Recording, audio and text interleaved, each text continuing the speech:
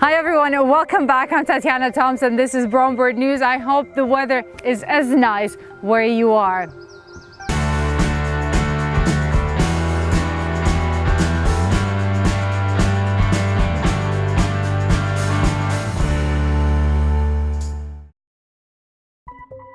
Bird feeding changes with seasons, and even though in the summer there is a greater variety of birds, there are also birds that are not so popular, and then there are animals that come out and either destroy your bird feeders or eat all of your seed.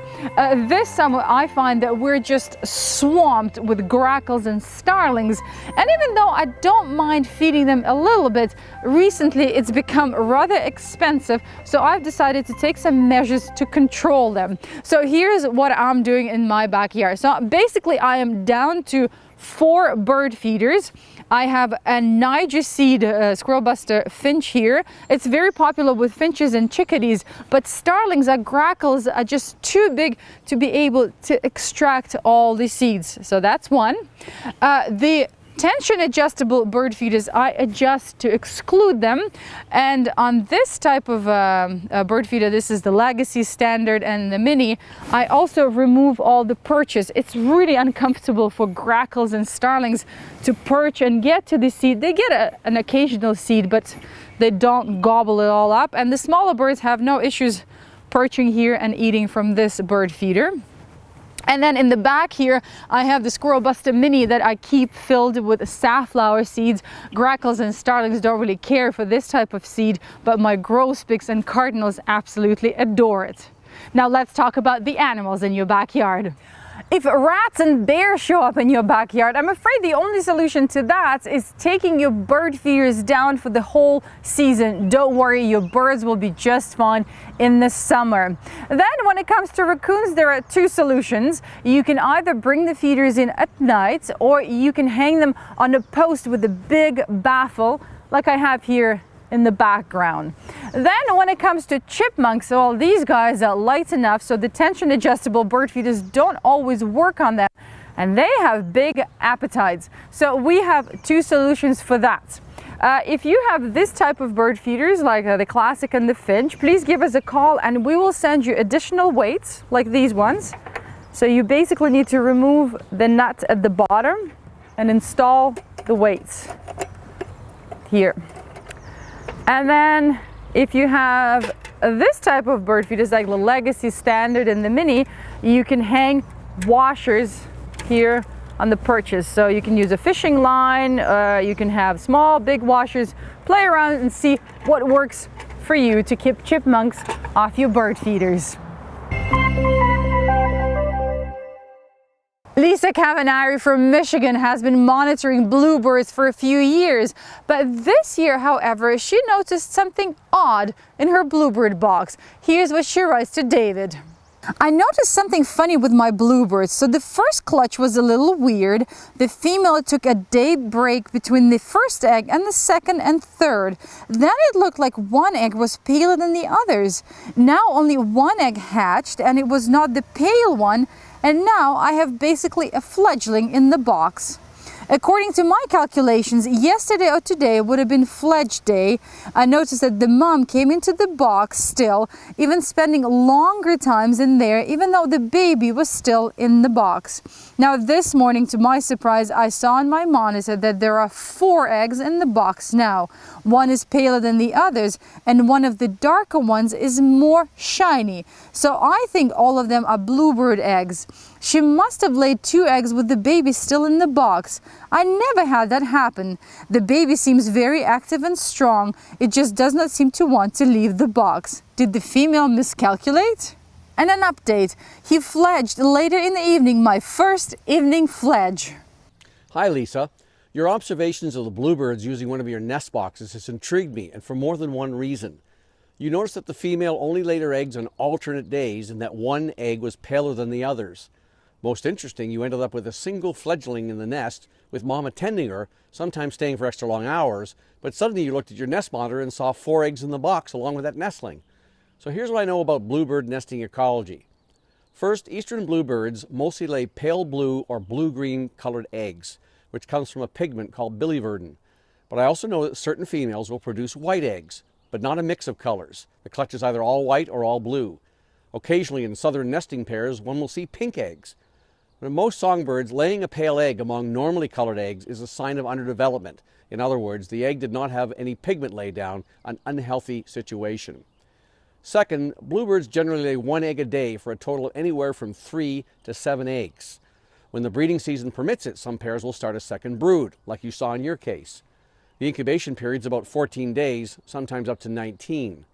The female starts incubating when the final egg is laid, so that means the eggs hatch within 20 to 30 minutes of one another. But here's the interesting part.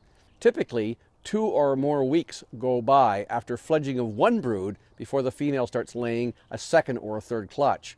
But eastern bluebirds have been seen feeding nestlings in one nest box while building a nest and laying eggs in another. In your case, she began laying with a young still in the same nest box.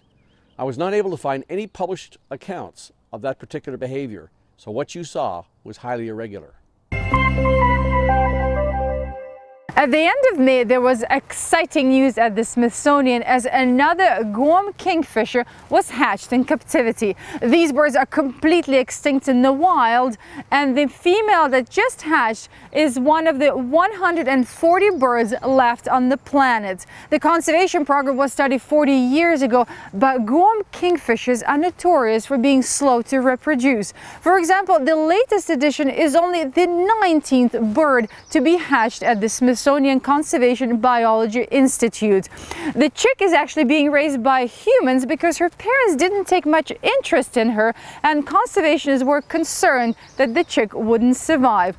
The chick is doing all right. She's being fed meals of chopped mice and crickets. I wonder who's cooking that, every 2 hours until she reaches 30 days old and will be able to fly on her own. Nature always finds interesting ways to amaze us. For example, the recent study that was done on stick bugs and brown-eared bulbuls in Japan reveals how these two species cooperate. Well, stick bugs, they look like sticks and they don't really move that fast. You'd think they'll have no issues camouflaging with nature so that birds wouldn't eat them. But in fact, brown-eared bulbuls actually enjoy making a snack out of them. What this study shows us is that stick bugs' eggs don't actually need to be fertilized to hatch, and they survive quite happily in birds' stomachs until they get pooped out. So brown-eared bulbuls get a decent meal out of stick bugs and they disperse them all over the place. Now that's thinking about the next generation. For once, it's nice to see a positive outcome from an online petition. Christmas Island, which is a true paradise for many species of birds, and it's also the last breeding ground for Abbott's boobies. But a lot of its natural habitat was going to be destroyed by a mining operation. The island belongs to Australia, and BirdLife Australia has been campaigning aggressively to raise awareness. After over 56,000 people all over the world signed the petition, Australia's Federal Environment Minister decided to deny the application for the expansion of the mining operation. Yay for Abbott's boobies! It looks like June's photo contest was pretty tough. We didn't get that many entries, but the quality of the entries was just amazing. Let's take a look at the top 5 in public voting.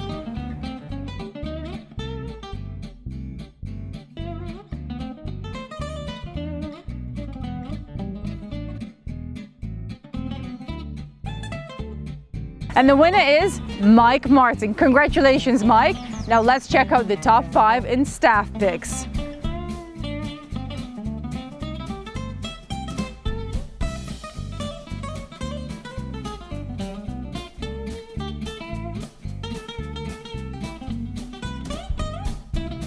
And the winner is Lee Whitmore. Congratulations, Lee. Next month, it's birds with worms and bugs. Good luck, everyone. Well, it's time to say goodbye. Please don't be shy to share with me what works for you to keep the less desirable birds and critters off your bird feeders. And also remember to ID your birds when you submit them to our photo contest. Take care, everyone.